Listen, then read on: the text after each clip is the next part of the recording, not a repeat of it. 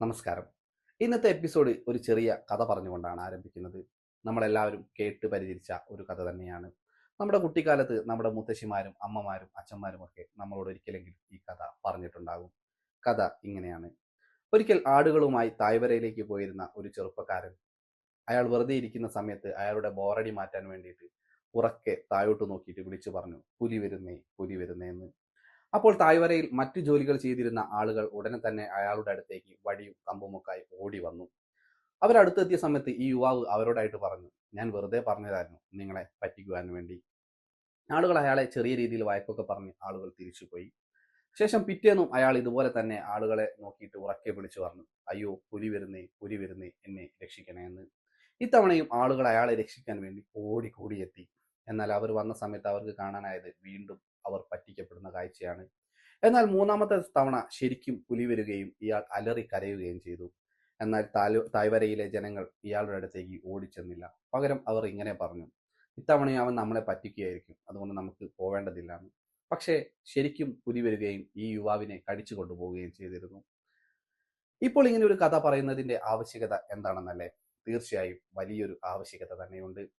കഴിഞ്ഞ ദിവസം ഇൻസ്റ്റാഗ്രാമിൽ ഒരു വീഡിയോ പ്രചരിച്ചതിന്റെ പേരിൽ കോഴിക്കോടുള്ള ഒരു ദീപക് എന്ന് പറയുന്ന ഒരു യുവാവ് ജീവനൊടുക്കിയ ഒരു സംഭവം നിങ്ങൾ എല്ലാവരും കേട്ടിട്ടുണ്ടാവും. ദീപക് എന്ന് പറയുന്ന യുവാവ് ജോലി കഴിഞ്ഞ് വീട്ടിലേക്ക് മടങ്ങി വരികയായിരുന്നു.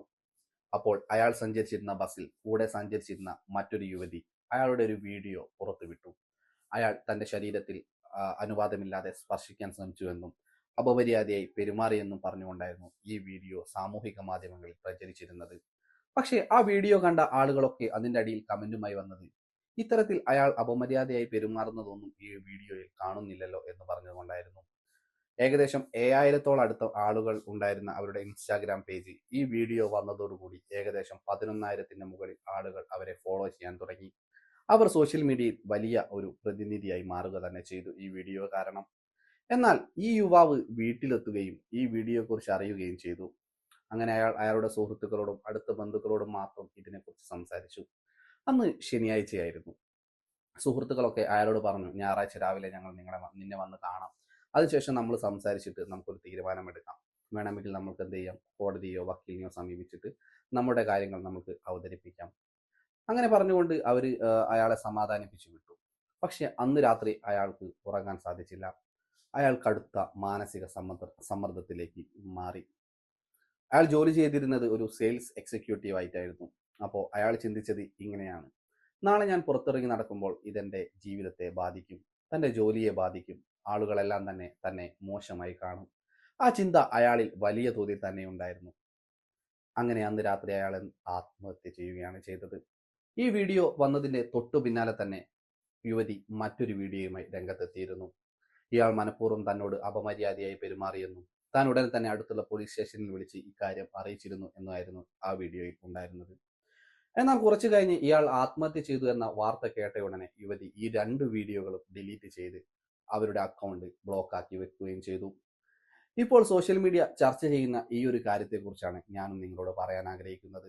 സത്യത്തിൽ ആ വീഡിയോ കാണുന്ന ഓരോ വ്യക്തിക്കും അറിയാം അയാൾ ഒരിക്കൽ പോലും ആ സ്ത്രീയോട് അപമര്യാദയായിട്ട് പെരുമാറിയിട്ടില്ല എന്ന്.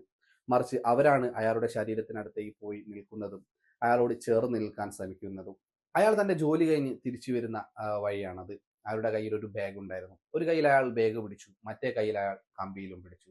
ബസ് അല്പം സ്പീഡിലാണ് പോകുന്നത്. സ്വാഭാവികമായിട്ടും നമ്മുടെ നാട്ടിലുള്ള ബസ് സ്പീഡിൽ പോകുന്ന സമയത്ത് ഒരു മനുഷ്യനും പിടിച്ച് സ്റ്റേൺ ആയിട്ട് നിൽക്കാൻ സാധിക്കില്ല. ബസ് ബ്രേക്ക് ചവിട്ടുമ്പോൾ ചിലപ്പോൾ ഒന്ന് മുൻപോട്ടോ ഒന്ന് പിൻപോട്ടോ ഒക്കെ ചാഞ്ഞെന്ന് വരാം. പക്ഷെ ആ വീഡിയോയിൽ ഒരിക്കൽ പോലും ദീപക് ആ സ്ത്രീയോട് അപമര്യാദയായിട്ട് പെരുമാറുന്നത് കാണാൻ സാധിക്കില്ല. അവർ വടകര കേന്ദ്രീകരിച്ചിട്ടുള്ള ഒരു പഞ്ചായത്തിലെ എന്തോ മെമ്പറോ മറ്റോ ആണ്. മുസ്ലിം ലീഗിന്റെ ഒരു വലിയ പ്രവർത്തകയുമാണ്.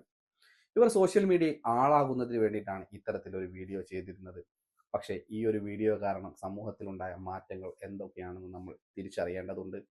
ഒന്ന്, അച്ഛനും അമ്മയ്ക്കും ഏക ആശ്രയമായിരുന്ന ദീപക് എന്ന് പറയുന്ന യുവാവ് ആത്മഹത്യ ചെയ്തു.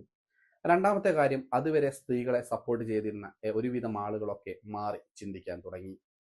ഇതുപോലെ പല കേസുകളിലും സ്ത്രീകൾ കള്ളം പറയുകയായിരിക്കാമെന്ന് ഇപ്പോൾ ആളുകൾ പറഞ്ഞു തുടങ്ങിയിരിക്കുന്നു. ഇതിനു മുമ്പ് മസ്താനി എന്ന് പറയുന്ന ഒരു സ്ത്രീയോട് അപമര്യാദയായി പെരുമാറിയ സവാദ് എന്ന് പറയുന്ന ഒരു ചെറുപ്പക്കാരനെ പോലീസ് അറസ്റ്റ് ചെയ്തിരുന്നു. ആ സമയത്ത് രണ്ടു ഭാഗത്തെയും അനുകൂലിച്ചും പ്രതികൂലിച്ചും ആളുകൾ വന്നിരുന്നെങ്കിലും പിന്നീട് മറ്റൊരു കേസിൽ ഇതേ അവസ്ഥയിൽ തന്നെ സവാദിനെ പിടിക്കുകയുണ്ടായി. അതോടെ ആളുകളൊക്കെ ആ പെൺകുട്ടിയുടെ പക്ഷം ചേരുകയും അവൾ പറഞ്ഞതാണ് ശരിയെന്നും പറഞ്ഞിരുന്നു. എന്നാൽ ഇന്ന് ഈ ഒരു വാർത്ത വന്നതോടുകൂടി ആളുകളുടെ മനസ്സ് ആകെ മാറിയിരിക്കുകയാണ്. ഇനി എന്തായിരിക്കും വരാൻ പോകുന്നതെന്ന് നമ്മൾ തീർച്ചയായിട്ടും മനസ്സിലാക്കേണ്ടതാണ്. സത്യത്തിൽ ശരിക്കും ഒരു പെൺകുട്ടിയോട് ഇനി ഏതെങ്കിലും ഒരാൾ ഇത്തരത്തിൽ അപമര്യാദയായി പെരുമാറിയാൽ ആ പെൺകുട്ടി അത് പുറത്തോട്ട് വിളിച്ചു പറഞ്ഞു കഴിഞ്ഞാൽ എത്ര പേര് അത് വിശ്വസിക്കും എന്ന് നമ്മൾ ചിന്തിക്കേണ്ടതുണ്ട്.